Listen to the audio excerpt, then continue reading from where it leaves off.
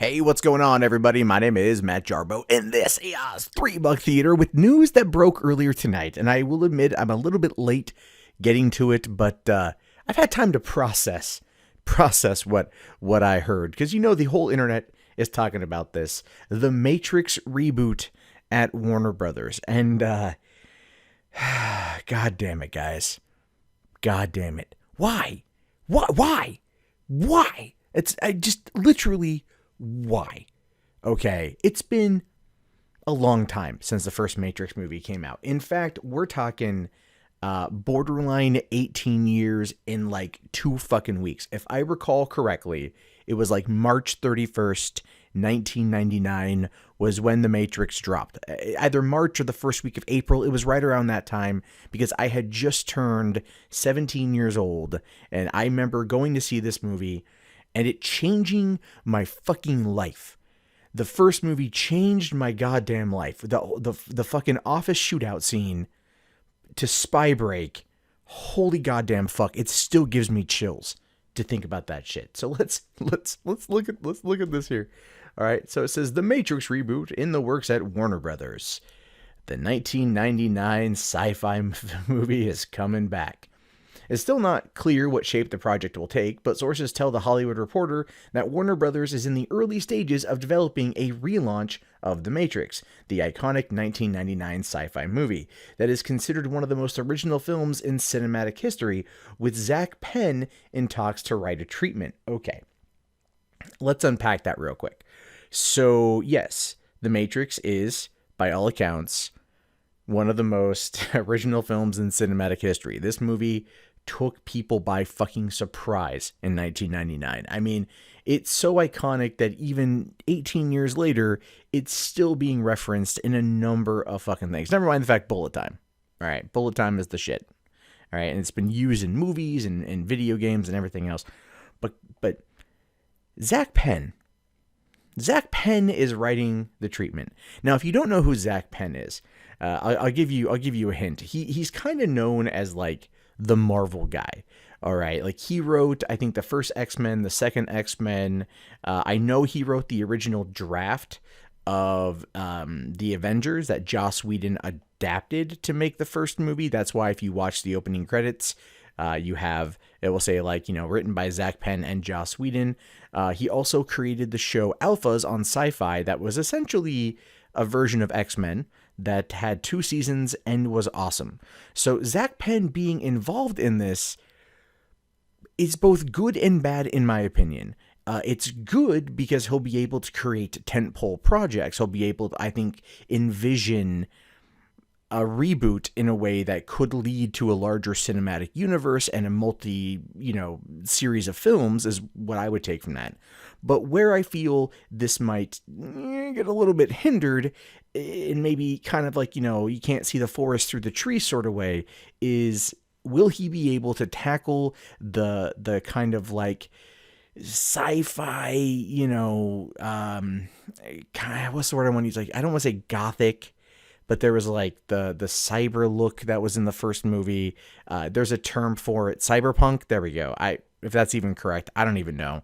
But you guys get what I'm trying to say here. Like there is a certain aesthetic that I don't know if he'll be able to tackle. But I'm more optimistic than cautious here. So if I was to kind of like follow in line with what, Collider or Movie Talk does, if it's like a buy or sell sort of thing, I would buy Zach Penn writing the treatment. Sources also say that there's potential interest in Michael B. Jordan to star, but much must be done before the project is ready to go. Now, this is kind of funny because in the original Matrix, they originally went to Will Smith and approached him to play Neo, and he turned it down. In which case, it was funny because Jada Pinkett Smith popped up in the second 2 Matrix movies, so people were kind of laughing about that at the time. And The Matrix went on to be one of the biggest franchises of all time, so there was a lot to do with that. Michael B. Jordan, Again, the dude can do serious pretty well. It's Fruitvale Station was definitely proof positive of that. And he can be charming and charismatic, right? Hell, almost every other thing he's been in is proof of that.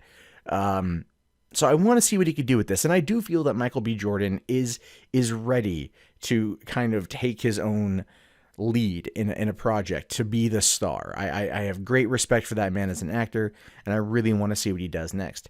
It goes on to say, at this point, the Wachowski siblings, who wrote and directed the original and its 2 sequels, are not involved, and the nature of their potential engagement with the new version has not been determined.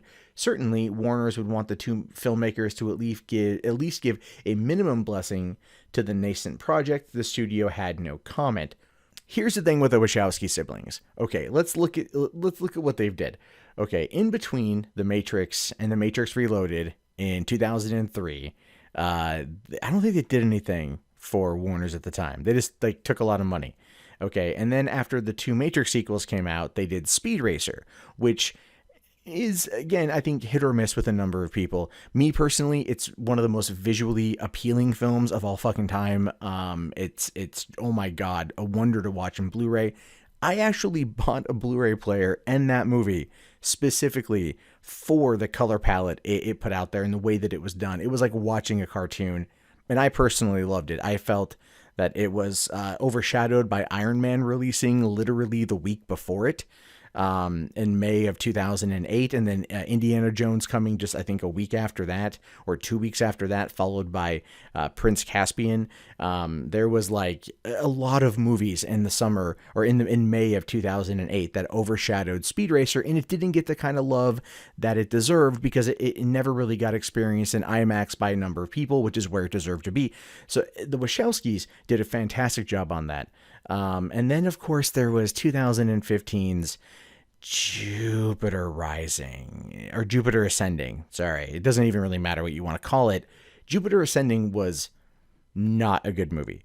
The same goes with Cloud Atlas, which they worked on that with the guy who did V for Vendetta and everything else. And so Jupiter Ascending was a movie that I do feel suffered from Warner's over-editing, and that is a problem at Warner Brothers recently. There's been a lot in terms of over-editing, especially if you look at the Batman v Superman and Suicide Squad.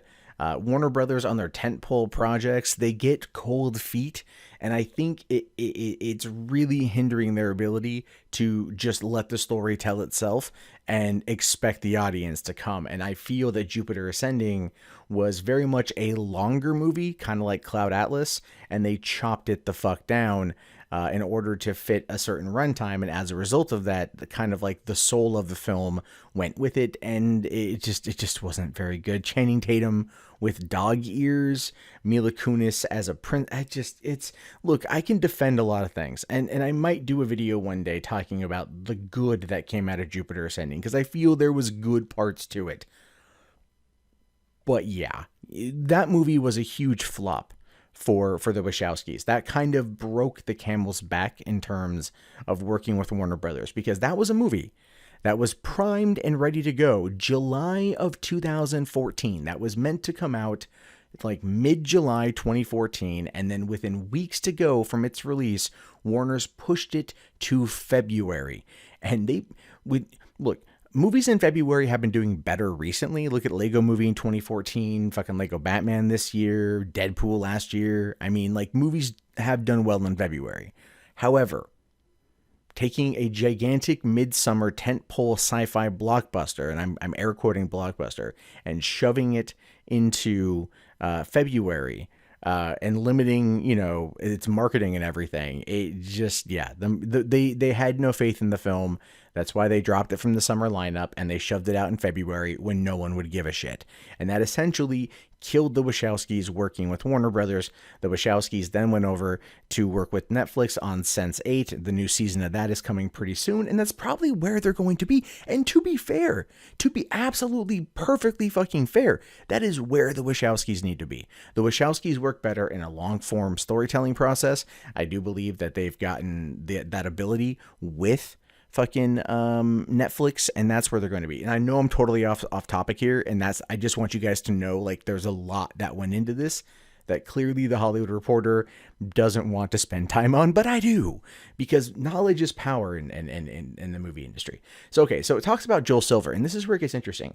Joel Silver, who produced the original trilogy, is said to have approached Warner's about the idea of mining the Matrix for a potential new film. However, Silver sold his interest in all the movies to the studio in 2012 for about $30 million. Warner's is said to be leery of including him in any meaningful role, as he not only has a reputation for budget control issues, but apparently has a strained relationship with the Wachowskis. The siblings hold much more meaning for fans than the producer. Silver's reps did not immediately respond for comment. Joel Silver used to be the IT producer. I mean, Lethal Weapon, Demolition Man. The list goes on and on and on and on for Joel Silver produced movies. And with The Matrix, it was an entirely different beast.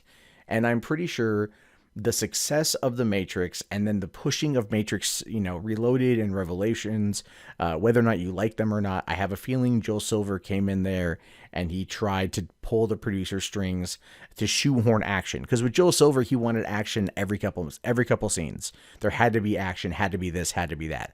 And for the most part, it works. Silver knows what he's doing, but that wasn't a buddy cop movie. That wasn't a Shane Black movie from the 80s. It's a sci-fi dystopian-esque tale that needs a little bit more subtlety when being told, and Joel Silver is not the guy for subtlety.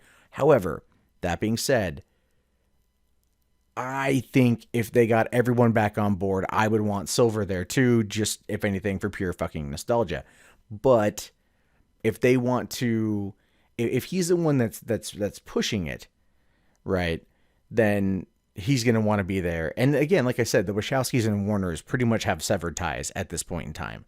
They're going to want the blessing from the Wachowskis before going forward. And that might be hard because the Wachowskis might just, not want to do that. And I could understand. Funny thing is, again, kind of a side topic issue here. I wonder if the woman who claims to have created The Matrix from a screenplay from 1981 that was titled The One, and then who apparently has a book, The Fourth Matrix. She has like a Fourth Matrix book. There's like a Twitter account for it. It's insane. I wonder if she's going to come back into play, because she always cracked me up. But that being said, this is not the first time these rumors are out there. Okay, jumping over here to firstshowing.net from February 28th, 2014. So literally over 3 years ago. There was news that Matrix rebooted. Rumor says a new trilogy is being developed. It says here Latino Review has a new rumor saying that Andy and Lana Wachowski, this is before Andy became Andrea Wachowski, have already turned in early treatments and outlines for the studio of what would be a new trio of Matrix films. Supposedly one of the early outlines was about the birth of the Matrix, but it's unclear how this new trilogy would unfold. However, the speech from the architect in The Matrix Reloaded could give us some insight. Okay, so again, this was 3 years ago, and it was dead on arrival. But here they're saying, now it's back, because the news broke, and I have a feeling Joel Silver is the one who leaked it. To be perfectly honest with you, I think Joel Silver leaked it. But just to kind of wrap this whole thing up, I loved what Bruce Campbell says here. When Trevon Free, who writes for The Daily Show, says an original masterpiece called Get Out made $113 million on a $4 million budget, and Warner Bros. Is rebooting The Matrix. Spend that money on new ideas. And of course, Bruce Campbell says damn straight, because he's Bruce Campbell, and he's the motherfucking shit.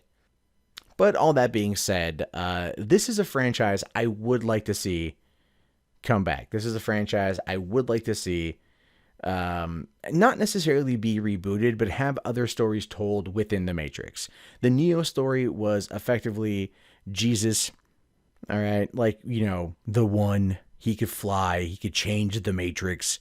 That's a cool story and all, but I'd rather have something more based in kind of more of a grounded sense, not dealing with that type of character. However, if they were to go back and, maybe do some of the storylines that would come from the Animatrix or something, that would be really cool. Something I would like to see. But what are your thoughts on this? Do you think that a Matrix reboot is a good idea? Do you think the Matrix, if they were going to reboot it, would be better served as, as like a TV series? Would you like to see Keanu Reeves come back as Neo? And he says he would do it too, only if the Wachowskis were writing and directing the movie. Which again, hey, after the success of John Wick and John Wick 2, I'd rather have more John Wick than him back as Neo, to be honest with you, because let's face it, those are some amazing action movies, and they're fantastic. But this is a quick thing. The directors of John Wick and John Wick 2, I know they're different guys, but I know they worked together on the first one. They could direct the movie, and I'd be happy because they can do action. And they could do the kind of shit that Neo did in the first movie, in the second and the third. That was just fucking amazing. And I think that would be fantastic. And it would be more hard hitting too. I think in more choreographed, which again would be a lot of fun. But yeah, I've been talking about this for a while. What are your guys' thoughts on this? Let me know in the comments below. My name is, of course, Matt Jarbo. This has been $3 Theater. I will talk to you guys later. Have yourself a great day and peace out.